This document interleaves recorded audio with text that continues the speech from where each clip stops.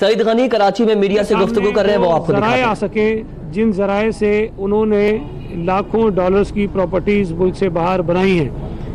یہاں سندھ میں Peoples party کی حکومت کے خلاف جو سازش کی جا رہی ہے اور حکومت کو ڈسٹرب کرنے کی جو کوشش کی جا رہی ہے، وزیر اعلیٰ صاحب جو اس وقت سندھ کے وزیر اعلیٰ ہیں، وہ پاکستان کے دیگر صوبوں میں جو وزیر اعلیٰ ہیں ان سے زیادہ فعال ہیں، ان سے زیادہ اپنے صوبے کی تیزی سے خدمت کر رہے ہیں، ان سے زیادہ بہتر طریقے سے اپنے صوبے کے حقوق کی جنگ لڑ رہے ہیں، ان سے زیادہ بہتر طریقے سے اپنے صوبے کی عوام کی آواز لوگوں تک پہنچا رہے ہیں، حکمرانوں تک پہنچا رہے ہیں، وفاقی حکومت تک پہنچا رہے ہیں.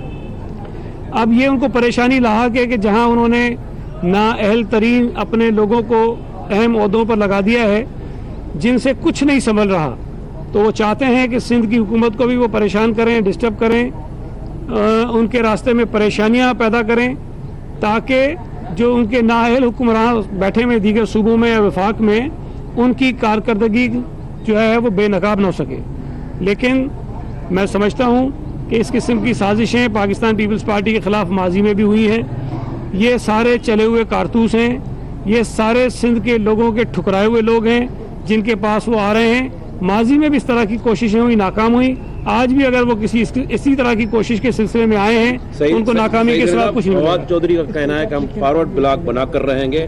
پیپلز پارٹی کے ایم پی ایز اور سینئر جو رہنما ہے وہ ہمارے ساتھ رابطے میں ہے. کیسے دیکھتے ہیں جبکہ آپ نے پہلے ہی کہا تھا کہ وفاقی وزراء کے آنے پر پابندی لگائی جائے گی؟ سینئر رہنما کا رابطہ ہونا تو کوئی بری بات نہیں ہے.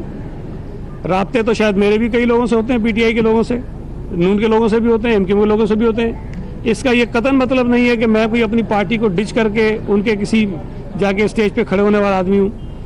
رابطے اگر اس طرح کے ہیں تو ہمیں کوئی اعتراض نہیں ہے. لیکن اگر ان کی مراد یہ ہے کہ ہماری پارٹی کے منتخب ایم پی ایز ان کی پارٹی کو یا ان کے کسی نمائندے کو سپورٹ کرنا چاہتے ہیں تو میں یہ بالکل وضاحت سے کہہ رہا ہوں یہ صریحاً جھوٹ ہے. لوگوں کو دھوکہ دینے کی کوشش کر رہے ہیں. اگر ان کے ساتھ ہمارے پیپلز پارٹی کے لوگ ہیں جس طرح وہ اعلان کرتے ہیں تو پھر نام بتائیں نا، لوگوں کو اپنے ساتھ کھڑا کریں کہ یہ ہمارے ساتھ ہیں. پچھلے 11 سالوں میں ایک مرتبہ نہیں کئی مرتبہ یہ چیز آئی کہ پیپلز پارٹی کے ایم پی ایز ناراض ہیں، وہ ادھر جا رہے ہیں، وہ ادھر جا رہے ہیں. یہاں جتنے انتخابات ہوئے ہیں اس ہاؤس کے اندر پیپلز پارٹی کو پورے کے پورے ووٹ پڑے ہیں، اور اگر کہیں خفیہ بیلٹنگ ہوئی ہے تو ووٹ پیپلز پارٹی کے نہیں گئے، دیگر جماعتوں کے ووٹ ادھر ادھر ہوئے ہیں.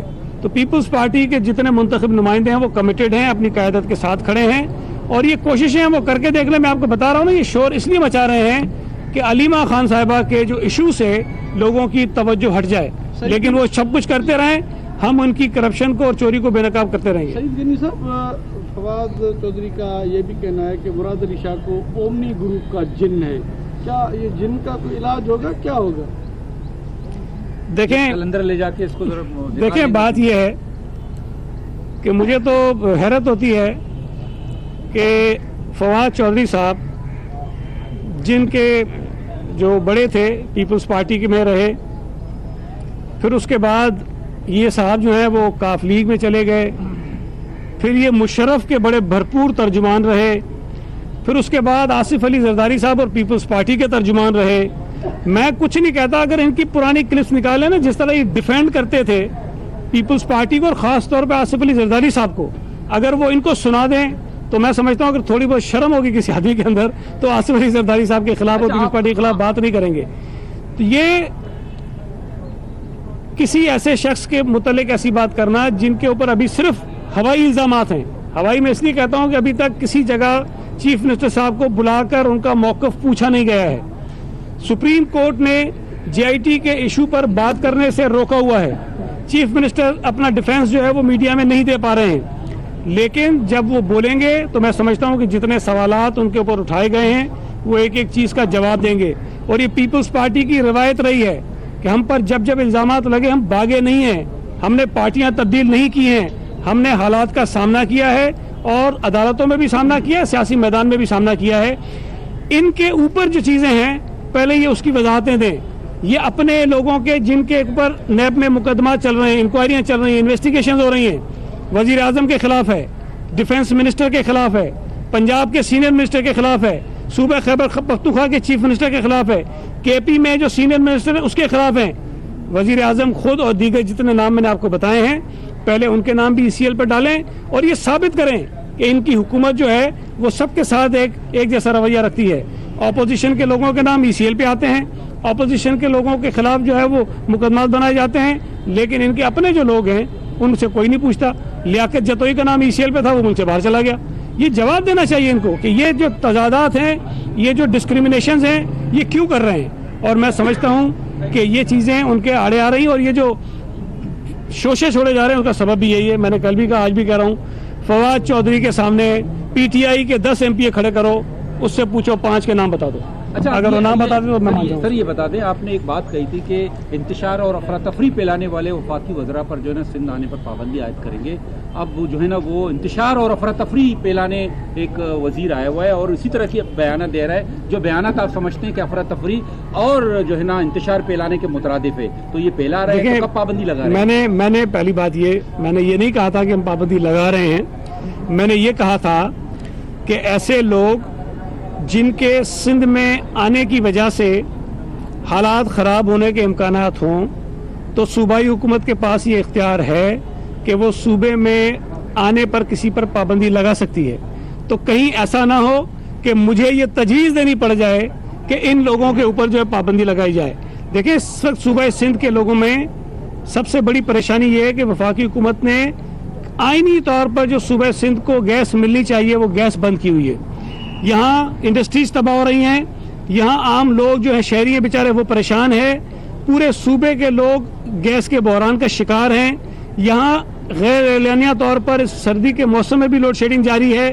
اس قسم کے اقدامات جو کریں گے اس کے بعد پھر آ کر سندھ کی حکومت کے خلاف سازشیں کریں گے, تو ایسی چیزیں جس کی وجہ سے سندھ کے لوگوں میں اضطراب ہو, سندھ کے لوگوں میں ان چند وزراء کے لیے نفرت پیدا ہو اور ایسے امکانات پیدا ہو جائیں کہ یہ اگر آئیں گے تو یہ حالات خراب ہوں گے, تو ان کے اوپر پابندی لگائی جا سکتی ہے. تو میں اب بھی قائم ہوں اپنی بات پر کہ اگر ایسی صورتحال میں نے محسوس کی تو میں یہ تجویز ضرور دوں گا کہ یہ 2-4 جو فسادی لوگ ہیں ان پر سندھ میں آنے پر پابندی ہونی چاہیے. ایک فسادی پارٹی نے ملازمین نے کام کر دی ہے اور لوگ جو ہے افسران ہیں یا ملازمین ہیں انہوں نے کام چھوڑ دیا ہے. کہاں پر؟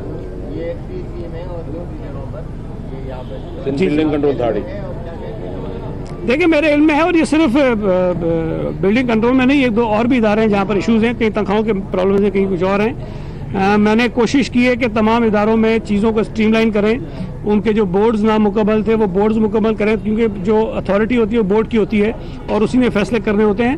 تو یہ ایشوز ہم سیٹل کر لیں گے, جو بھی ایشو جو جائز باتیں ہوں گی مانیں گے. عمران خان آیا تھا تو PTI جو ہے اس کو لے کر عدالت گئی تھی, تو آپ حلیمہ خان کی اتنی جائیدادیں نکل رہی ہیں, آپ بھی عدالت میں جائیں ان کا معاملہ لے کر. دیکھیں, پیپلز پارٹی کا ایک ہمیشہ سے بڑا واضح موقف رہا ہے. جب پاناما کا بھی ایشو آیا تھا تو پیپلز پارٹی نے یہ تجویز دی تھی کہ پارلیمان پر مشتمل کمیٹی ہونی چاہیے, پارلیمنٹ کی کمیٹی ہونی چاہیے جو اس بات کی تحقیقات کرے.